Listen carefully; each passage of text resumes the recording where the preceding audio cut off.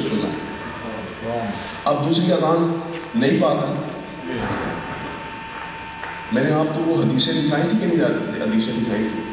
یہ میری بہنیں جو اوپر بیٹھی ہیں میرے پاس کل نوجوان بچیاں تھیں, وہ مجھ سے سوال پوچھ رہی تھیں.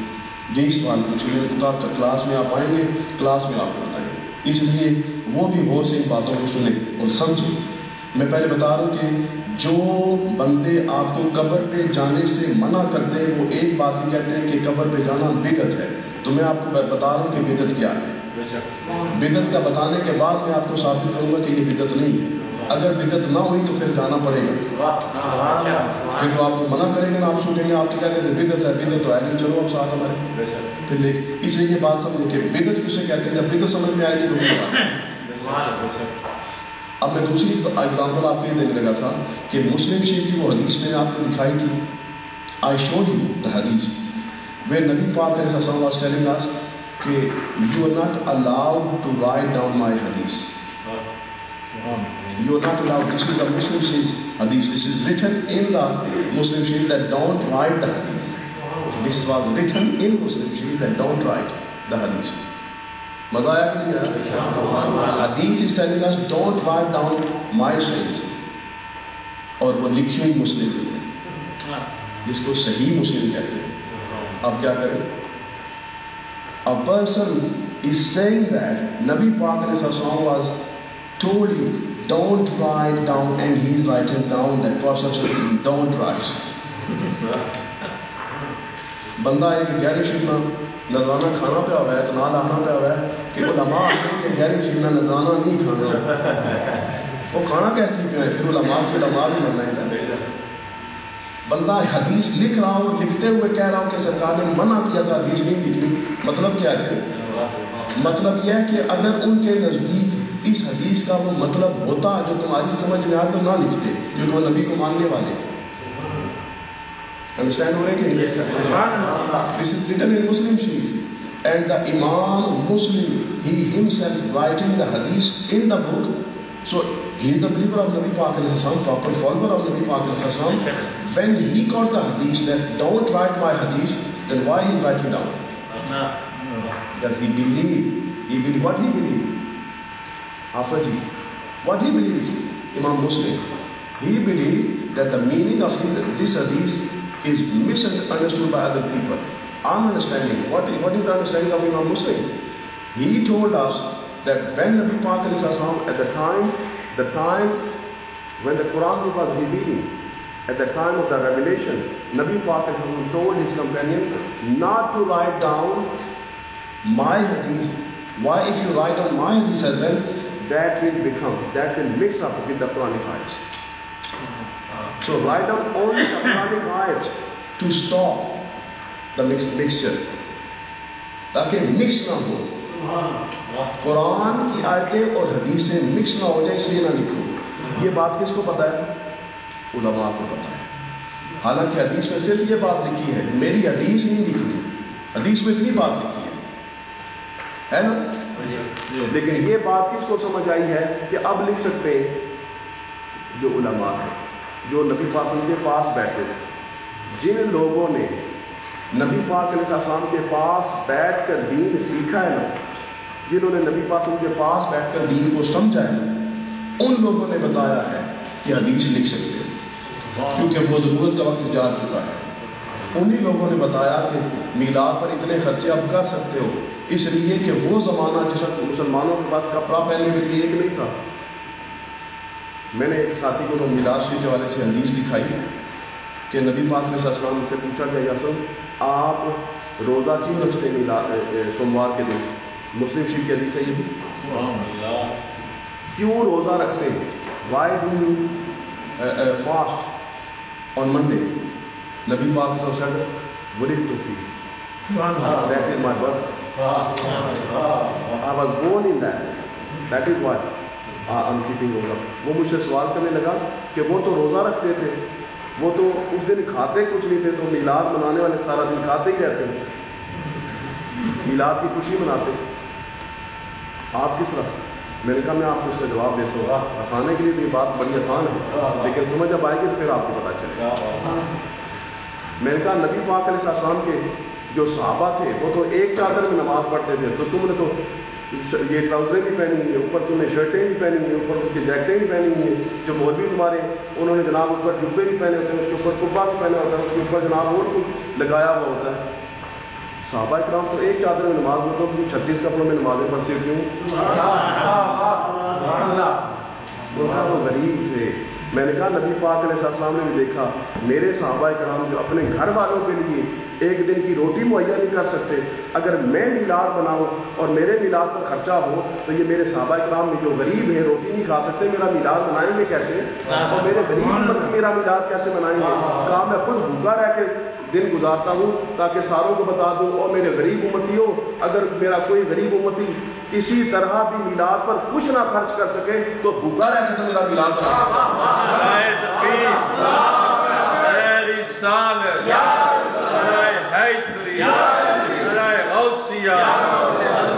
شان مصطفیٰ قبلہ صاحبزادہ صاحب میدان حضور مفکر اسلام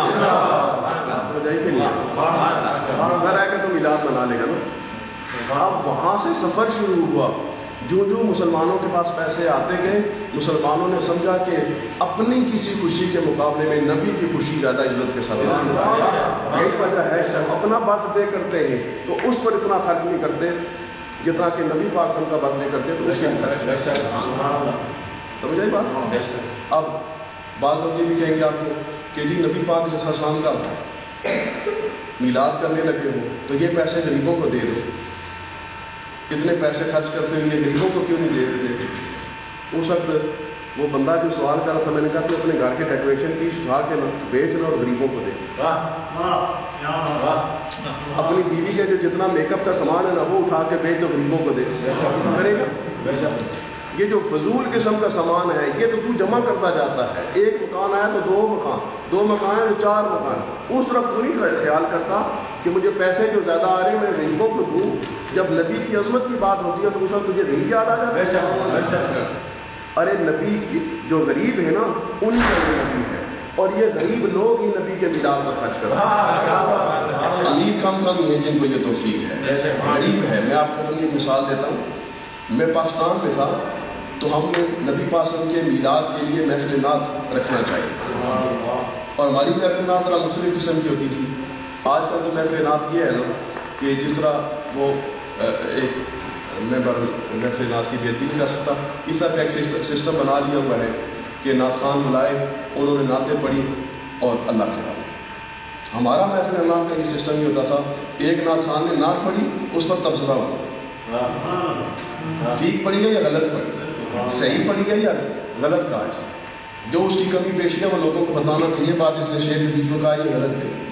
جیسے میں ایک دفعہ وہاں پر تھا تو ایک بندے نے پڑھا اے صبا مصطفیٰ سے کہہ دینا غم کے مارے سلام کہتے ہیں، بڑے لوگوں نے بڑے پیار سے پڑھا، تو میں نے اس وقت کی بات کہی ان کو، میں نے کہا اس کا مطلب یہ ہے کہ صبا جا کے نبی پاک علیہ السلام کو بتائے گی، مصطفیٰ کریم کو جا کر صبا پیغام دے گی کہ اسلم وہ آپ کو غم کے مارے سلام کہتے ہیں، سرکار کو خود نہیں پتہ چلا۔ اگر ایسا کوئی شعر کہہ دو تو تمہاری ڈیوٹی ہوگی کہ پھر کلیئر بھی کرو، پھر صبا پر ہی نہ رہو، اس لیے کہ سرکار خود دیکھتے اور سنتے ہیں۔ وہ بندے آگے سے بڑے، کیونکہ اب بڑی مجلس تھی، بڑے آگے سے انہوں نے تڑی ہو گئی تھی، انہوں نے کہا کہ وہ حضرت امام زین العابدین کا قصیدہ آپ نے نہیں پڑھا جس میں وہ کہتے ہیں انل تیاری حسبا، وہ کس طرح ہے انل تیاری حسبا بلغ سلامی روزتن فی نبی المحترم، کہ میرا سلام اس روزے کو دینا ہے صبا جا کے جس میں نبی پاک علیہ السلام رہتے ہیں، اس روزے کو میرا سلام کہنا۔ تو یہ انہوں نے بھی صبا کو کہا ہے، میں نے کہا ان کا سلام دیکھو پہلے، انہوں نے کہا کہ بلغ سلامی روزتن فی النبی المحترم، میرا سلام اس روزے کو دیجیے جس میں نبی پاک علیہ السلام ہو، سرکار کو سلام نہیں اس نے کہا، کیا بات ہے، روزے کو کہا ہے۔ دوسری بات آگے انہوں نے کلیئر کیا امام زین العابدین نے کہا یا رحمت للعالمین ادرک لزین العابدین، انہوں نے سرکار کو مخاطب پھر کیا، ان کا یہ نہ کوئی سمجھے کہ میں صبا کو پیغام دے رہا ہوں کہ اے صبا تم جا کے کہیں، بلکہ خود انہوں نے کہا یا رحمت للعالمین ادرک لزین العابدین محبوس عید الظالمین فی الموقبہ المزدحم۔ اب ایسی ڈیوٹی ہوگی کہ جب آپ یہ بات کہیں کہ اے صبا مصطفیٰ بہت پیارا سلام ہے، میں محبت کرتا ہوں، محبت سے پڑھتا ہوں، لیکن پڑھنے والے کی ڈیوٹی یہ ہوگی کہ وہ کلیئر کرے اس کلام کے اندر، ان شعروں کے اندر وہ یہ بات ثابت کرے کہ میری یہ بات مراد نہیں ہے. جیسے وہ کوئی آج کل بھی کسی نے نہ شروع کی ہے کہ پتہ نہیں فرشتوں سے کہہ دو کہ محمد کا روزہ قریب آ رہا ہے. وہ آج کل اس طرح کا بھی چلا ہے کلام، فرشتوں پتہ نہیں جا کے کہہ دو ان سے کہ غلام قریب آ رہا ہے. وہ فرشتے دسو، نبی کو نہیں پتا، نبی کو کوئی بتائے گا جا کے؟ نبی کو اگر فرشتے جا کے بتائیں گے تو نوکری کے طور پر بتائیں گے، آپ کی خدمت میں عرض کریں گے، اطلاع کے طور پر نہیں بتائیں گے کہ نبی کو پتہ ہی نہیں تھا. تو جیسے اللہ تعالیٰ کی بارگاہ میں فرشتے جا کے اعمال پیش کرتے ہیں تو کیا اس لیے جا کے پیش کرتے ہیں کہ اللہ کو پتہ ہی نہیں ہے؟ اللہ کو پتہ ہے، اور اللہ تعالیٰ بتاتا ہے یہ میرے نوکر ہیں، یہ میرے خدمتگار ہیں جو میرے کام کاج کرنے والے ہیں. اللہ تعالیٰ کام سارے خود کر سکتا ہے اور کرتا ہے، اسی کے حکم سے ساری دنیا چلتی ہے، اور اس نے آگے نوکر رکھے ہوئے. اس طرح نبی پاک صلی اللہ علیہ وسلم کی عظمت اور عزت بتانے کے لیے نبی پاک علیہ السلام نے یہ فرشتے نوکر رکھے. عرض کر رہا تھا، بات بڑی دور تک چلی گئی. میلاد شریف کے والد سے میں نے عرض کیا کہ ان کو پھر میں نے یہ جواب دیا، میں نے کہا نبی پاک علیہ السلام نے نماز جو ہے آپ کے صحابہ کرام ایک ایک چادر میں پڑھتے تھے، لیکن جس طرح مسلمانوں کی حالت بہتر ہوتی گئی تو ایک ہی چادر پہ یہ نہیں کہ بندے نے جبہ کو پہنا ہو کہ نماز کا وقت ہے تو سارے کپڑے اتار کے ادھر مارے اور کہے کہ اب نماز کا وقت آ گیا، نماز اسی طرح ہوگی. نہیں، مراد یہ نہیں تھی کہ کپڑے کتنے پہنے، مراد اصل نماز تھی، کپڑے جیسے بھی. مراد نبی پاک وسلم کی محبت ہے. میلاد بھوکے رہ کر مناؤ یا پیسے خرچ کر کے بات منانا تو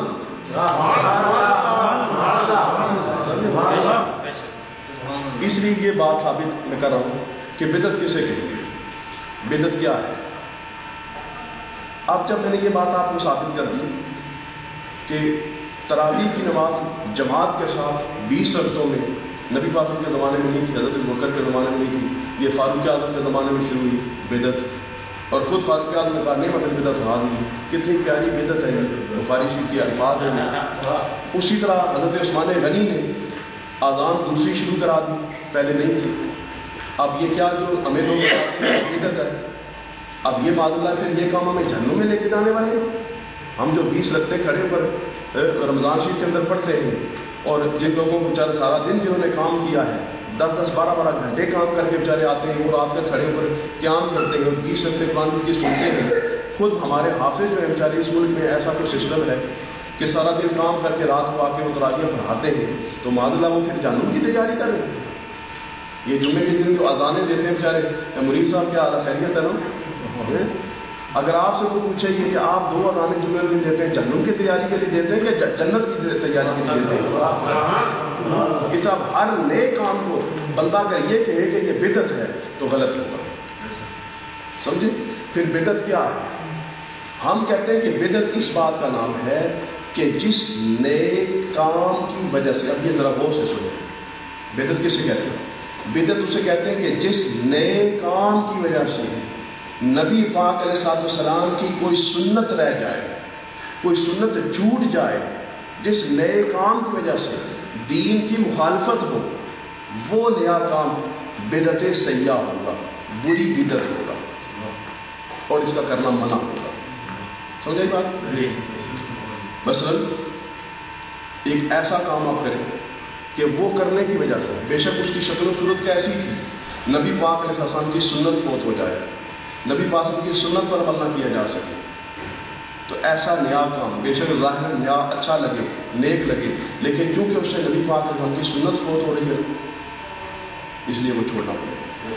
جیسے بخاری شریف کہتی ہے، بخاری شریف کی روایت ہے کہ نبی پاک علیہ السلام کے زمانے میں فرض نماز کے بعد اونچی آواز کے ساتھ،